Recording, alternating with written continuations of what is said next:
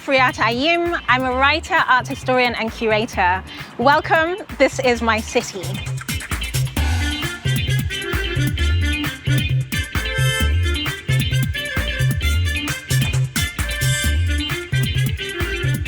Have a look.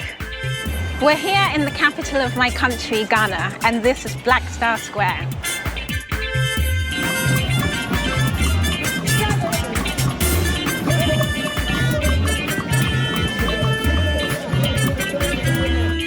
This is where we celebrate the freedom and the independence of our country. And I'm here today to celebrate the creativity and ingenuity of our city.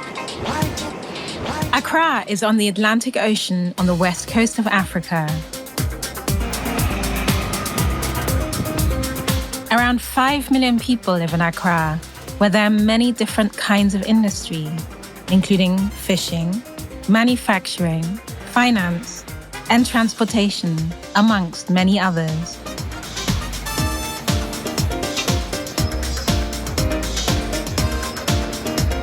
It is a vibrant city with much creativity.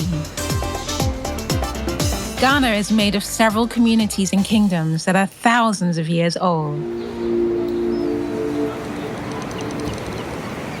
Jamestown is one of the oldest areas of Accra and home of the Ga people. Trade began internally with the forest areas and then with those from outside, like the Portuguese, British, Dutch, Swedes, and Danes. What began as friendly trade relationships quickly turned violent, especially with the increasing horrors of the transatlantic slave trade. In our creative expression and production, we're still grappling with the legacies of imperialism, slavery, colonialism, nation building, and what it means to make our futures. And this is what we'll see in the works of the artists that we'll meet today. Performance artist Elisabeth Efua Sutherland flies through her latest work that's coming up on Art.See.Africa. And we'll meet carpenter and artist Paa Joe, whose coffins tell many stories. Painter Kofi Awuya takes a political stance with his canvases. We'll explore the art of Accra streets with Kwasi Darko. And Afroscope takes a sketching robotic arm to the Venice Biennale. So let's go and see some art in Accra.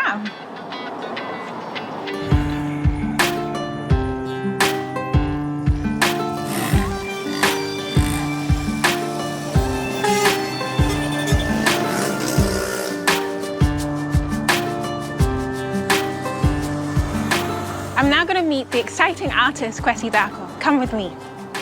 Hi, Kwasi. Kwasi's studio is always a great place to visit. Every time I'm here, Kwasi's always creating something new. I'm excited to see his latest pieces, which involve him working on car doors. So, tell me about this body of work that you're working on. The title of this project is One Way Vision. It takes inspiration from a lot of things. Amongst Kwasi's inspirations are the trotros, privately owned minibuses that serve as transportation across the country. The word tro comes from the Ga term for 3p, which was the bus fare when Ghana was still using the British West African pound.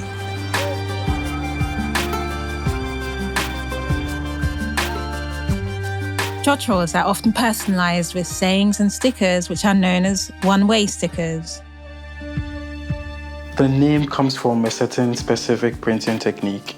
I realized a lot of Ghanaian transport adopted this technique. And for me, I was curious about the fact that these people were curating images. Some talk about life, some have political undertones, social commentary. It's a way of people just expressing their opinions without even saying the words out loud. There's art all around, even though we don't notice it. Exactly. Kwasi is inspired by the creativity and ways of expression at work on the trotros in a place where everything is art. To make one-way vision, Kwasi spent time at the local trotro station where he took photos and videos of all around him.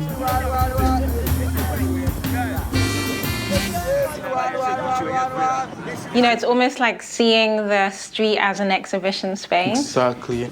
Really exciting. And you said there's an AR aspect as well? Yes, I can show you.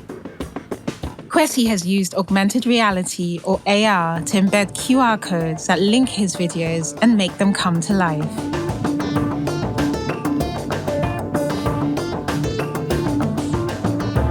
And so it is a way to get people moving through the space. And so I was like on the streets and I saw somebody had written on their car, Nkabum Maodo, which is community brings love. I love that you're bringing in technology to bring these kind of exhibition models to life.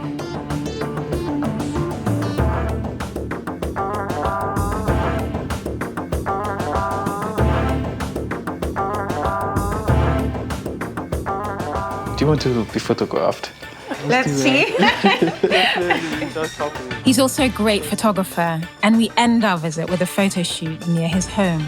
And I love how your dress like matches the patterns of everything around you. The green, the brown. Nice. Yeah. Like performance pictures. Performer, exactly. Yeah. I actually really like this. Thanks so much for coming. Okay. Nice to see you. Likewise. Take care, and I'll see you very soon.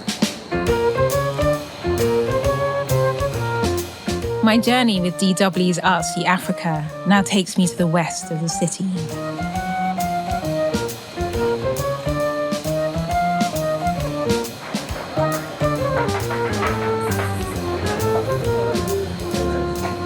If you're looking for somewhere to get objects here in Accra, the Art Centre is the place to come.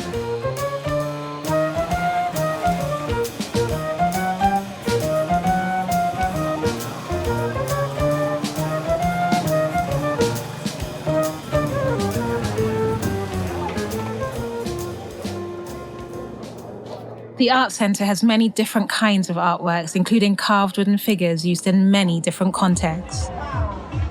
Funerals in Ghana are not only a time to mourn, but also to celebrate life and the person ascending to the world of the ancestors.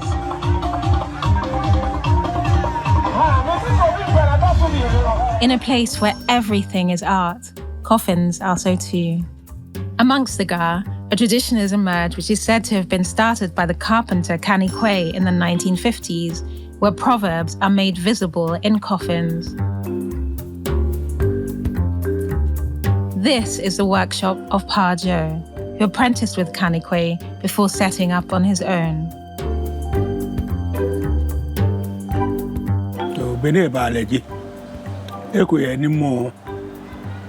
What happens is, the deceased person may have a profession. Very often, it's what he is known to have done while he was alive. That is what the family does to honor their dead. This honor is then seen on the funeral procession grounds. Once the casket is lifted, everyone will know the kind of profession the deceased engaged in, and it's befitting.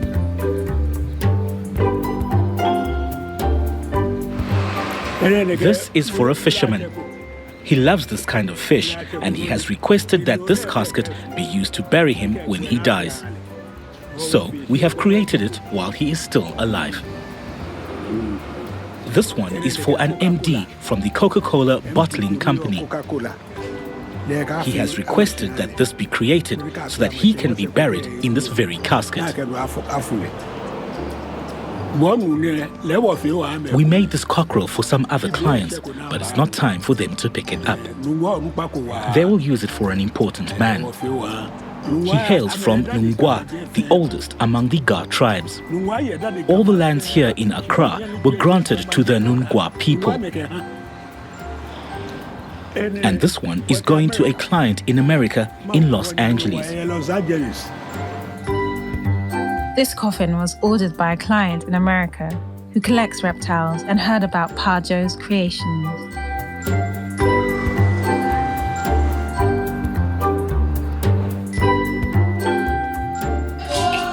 Funerals are hugely important in Ghana because they mediate between the worlds of the living and the dead. This new Ga tradition of fantasy coffins, created in the forms of proverbs and aphorisms, of clan totems that take the forms of animals, of the professions and dreams of the deceased, carries on the semantic traditions and multi-layered textures of much of Ghanaian artistry.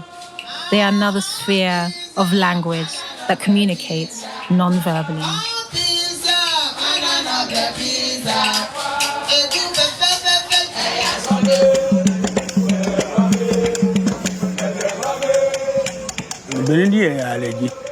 I seldom attend funerals of my clients, but once I attended one and I sat among the male elders.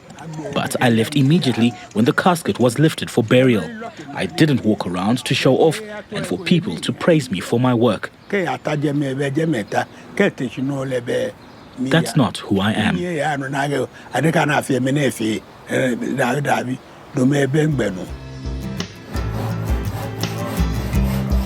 Paa Joe and his workshop, as well as those like him, are in high demand.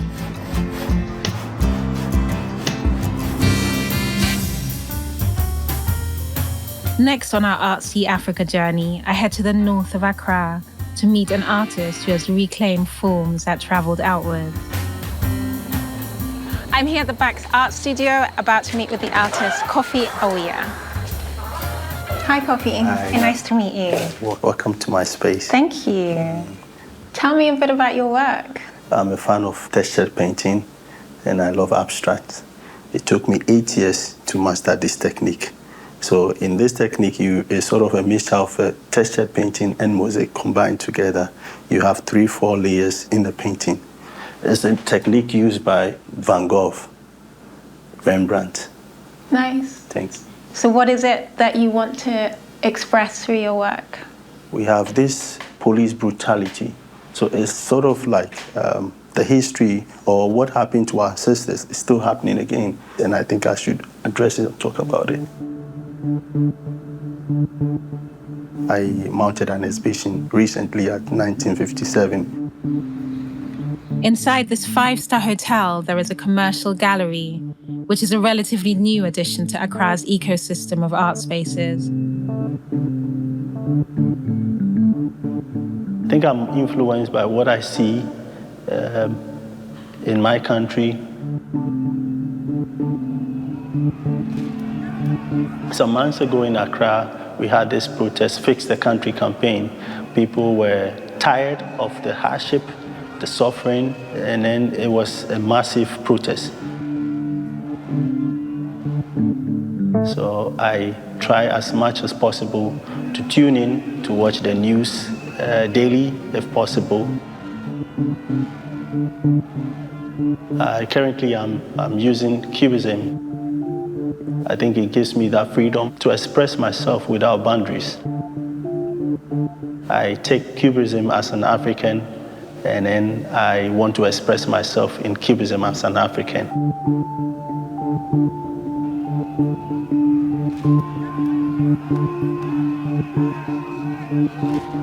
Art, I think, is for me to talk about history, talk about human existence.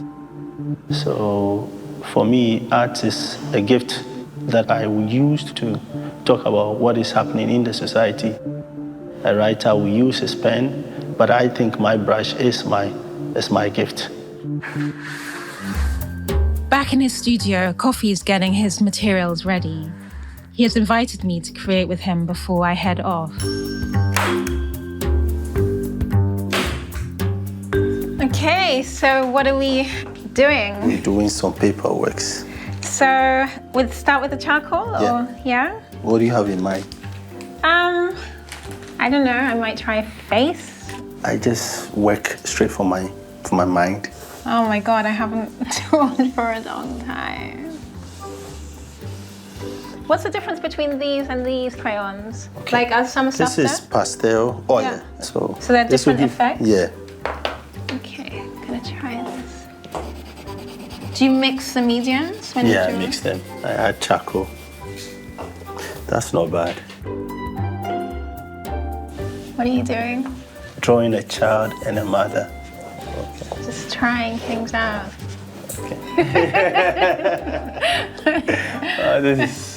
Anything going through your mind? Me, mostly I like painting with music. Oh, really? Yeah. Nice. I think I like your choice of colors. Are you going to keep going with this? I think I'll use this as an inspiration for a painting. Wow. It's quite a journey. Okay. Maybe next time we'll do it to some jazz. Okay, sure. Yeah? Sure. Okay, so I'll see you later. Okay. Bye. Waiting then. Okay.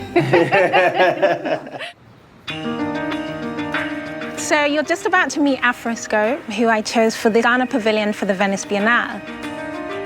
I'm excited for you to meet him and to see his work. Every second year, Venice hosts the Biennale, which is like the Olympics of the art world. In 2022, the Biennale featured artists from 58 countries.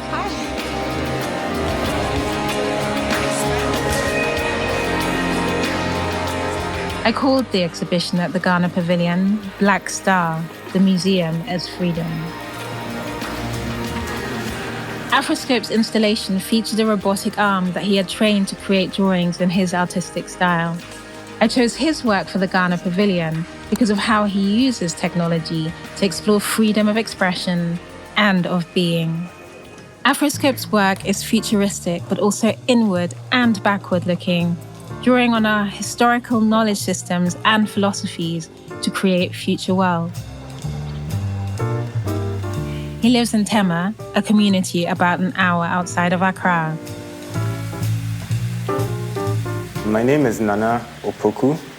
I create art under the pseudonym Afroscope. A lot of my work is intuitive, very experimental, and very spontaneous. I started off with drawing and graduated to ink drawings on paper. Afroscope now spends most of his time creating in the digital sphere. There's so much knowledge systems, mythologies, cosmologies that for various reasons we aren't taught in school, they've been wiped out, they've been whitewashed. And doing that research, a bit of archaeological digging to find out what are the things that our forebears and forefathers left for us. And so I find ways to now communicate what I'm learning to others. Afroscope has started creating with tools like virtual reality. These are some of his 3D VR images, which you can see in full expression with these kinds of headsets. Which option you want to select?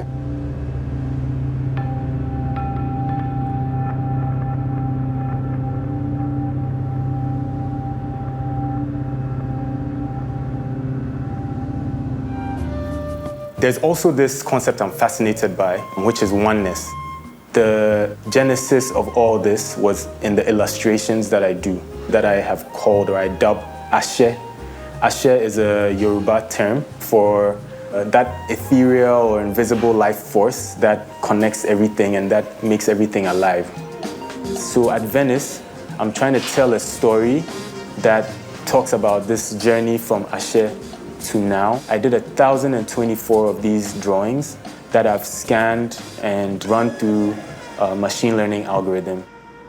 So I'm trying to create an experience that touches on these things and ask questions about whether or not computers can also be seen as artists. Can you say a computer has spiritual intelligence?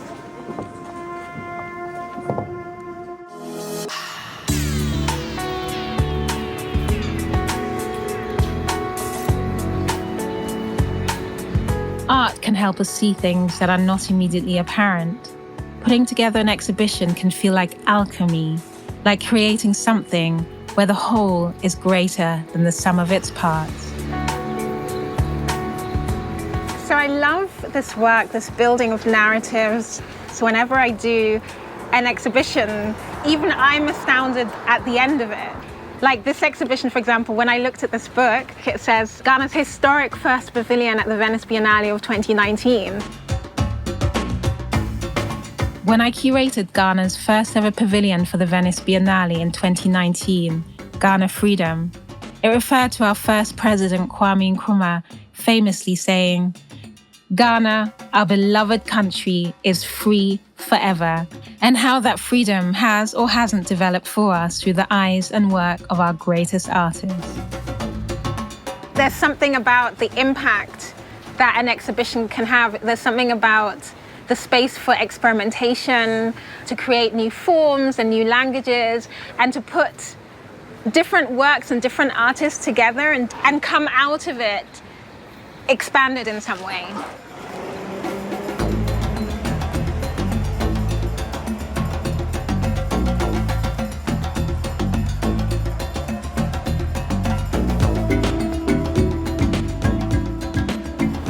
I come to places like this, the Artists Alliance Gallery here in Labadi, for inspiration and for research.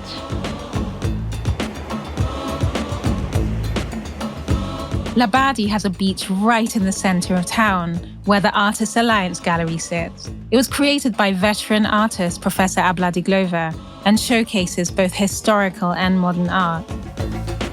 I became an art historian and started to curate because I wanted to help frame some of the rich and multi-layered culture that we have in this country.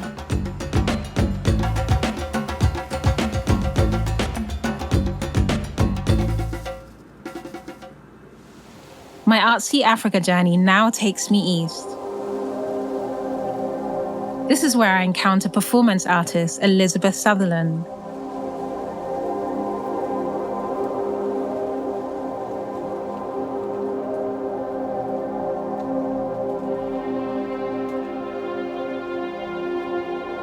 Elisabeth's choreography comes from all the things she sees, hears, and feels around her.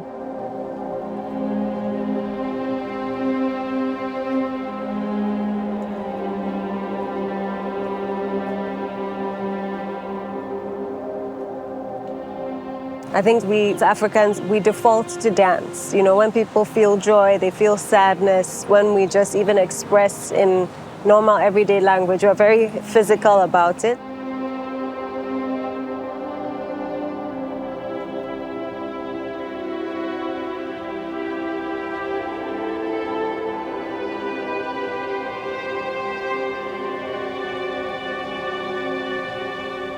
The piece is called Weaving in the Wild. It involves aerial silks, dance theater, and a little bit of physical theater. And it explores the textile tradition of Ghana. Elisabeth will travel and perform Weaving in the Wild in communities in the Volta region of Ghana. So this would be shown to people who are actually taking part in weaving culture and see how the people doing that type of work connect to this performance.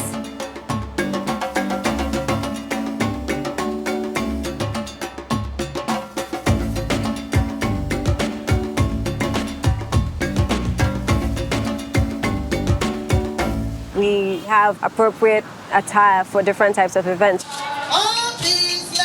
There's a funeral, there are different types of cloth that you wear.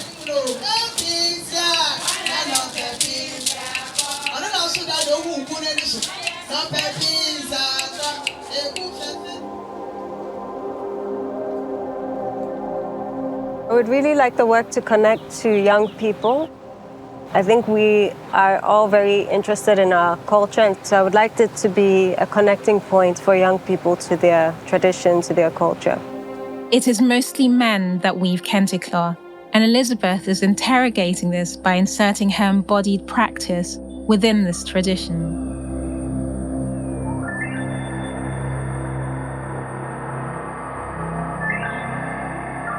The artists we've seen in Accra are each grappling with what it is to be human, to be Ghanaian today, as they engage with our past, present, and future.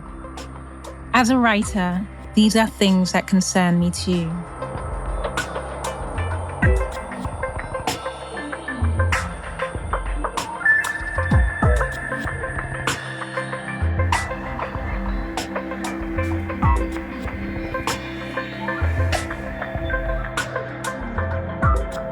Before the day ends, it's time for a last visit to the studio of Kofi Awuya. Hi, what have we got here? So I managed to turn this into an actual painting as an inspiration. Great, all in a day? Yeah. Very impressive. And it's a mother and child? Yeah. Okay. The same thing. Nice. Well done on all your work. Thank you. Beaux-Arts. Beaux-Arts? Yeah.